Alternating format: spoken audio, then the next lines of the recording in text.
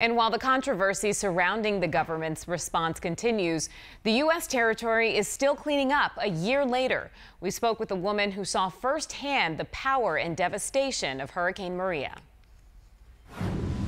When Hurricane Maria blew through Puerto Rico, Aida Marquez was in the middle of it.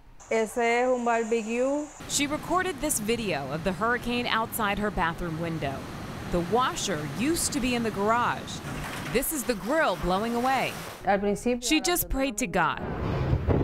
Winds strong enough to blow cars around was something Aida had never witnessed before. Aida says inside the house, a couple of windows were blowing and everything inside the house was flooded.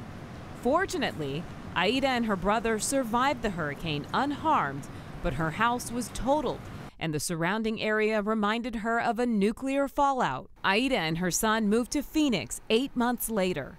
But she says 1 year later, Puerto Rico is still in bad shape. Aida says there are still parts without power, and they say some people are homeless and sleeping in the streets.